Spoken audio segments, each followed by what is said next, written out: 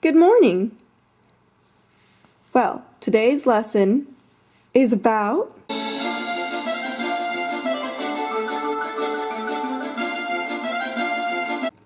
now, pareto charts and pie charts are actually quite fun. I can tell that some of you are a little bit nervous, but trust me, it can be a magical experience. Let's start out with the pie chart. A pie chart is a circle that is divided into slices according to the percentage of the data values in each category. A pie chart allows one to observe the proportions of sectors relative to the entire dataset. It can be used to display qualitative data as well as quantitative data. Categorical or qualitative data readily lend themselves to this type of graphical display because of the inherent categories in the dataset.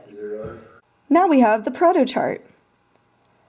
A pareto chart is a type of bar chart in which the horizontal axis represents categories of interest, when the bars are ordered from largest to smallest in terms of frequency counts for the categories. A pareto chart can help you determine which of the categories make up the critical few and which are the insignificant many. A cumulative percentage line helps one to judge the added contribution of each category. The categories should be ordered from the highest frequency to the lowest frequency.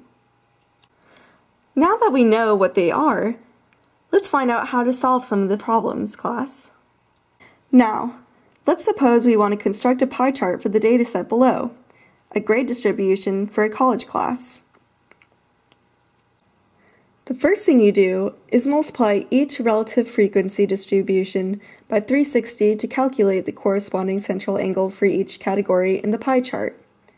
A central angle has a vertex at the center of the circle and sides that intersect the circle, defining the boundaries of each category in a pie chart.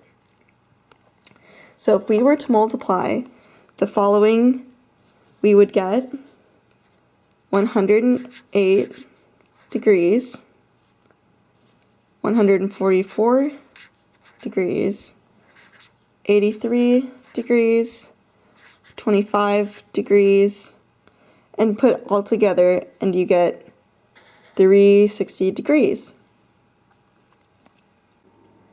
Now, to get an accurate pie chart, you have to use a computer program or any other kind of software.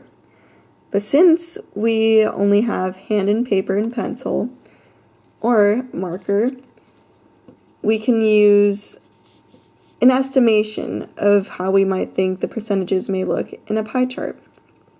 Now, since C was 83 degrees, it's a rough estimation and can be colored in to better visually show its section. Now, since D was 25 degrees, it'll be the smallest out of all four of them. Again, visual presentation is key to showing your data. Now A is 108 degrees, so it is bigger than C and D.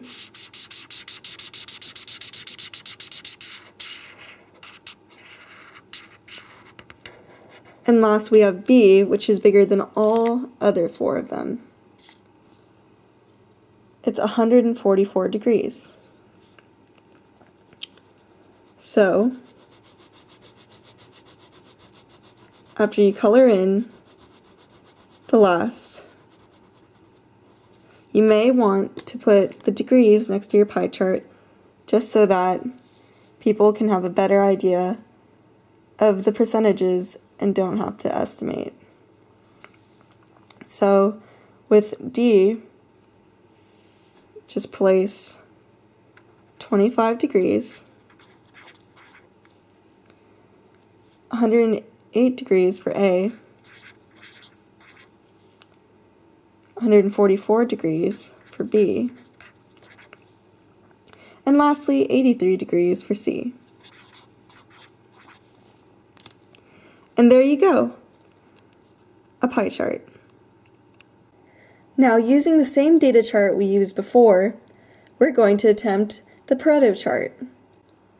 The height of each bar in the pareto chart reflects the frequency of each grade. So, A was 9, B was 12, C was 7, and D was 2. As you can see, they're lined up with the x-axis and with the y-axis.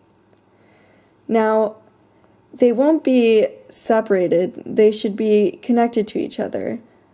That's what distinguishes the Pareto chart to many. Now, to finish this off, you can once again color in each of the bars to give a more visually appealing effect. It also helps to better distinguish which bars go exactly where on the y-axis.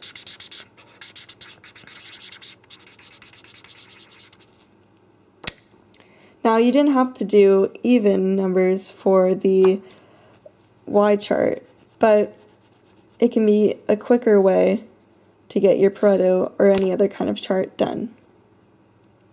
Quick note, what makes Pareto charts different to histograms is because their x-axis represents qualitative data, not quantitative data, which is like things like green, blue colors, grades in this instance when they're used as A, B, C, or Ds. If they're used as 90% or 80% or 70 or 50%, that would be quantitative data. Well, that's all we have for today, class. I had a wonderful time with you, and I hope you remember that unicorns are really good mathematicians. Oh, and that Pareto charts and pie charts are awesome.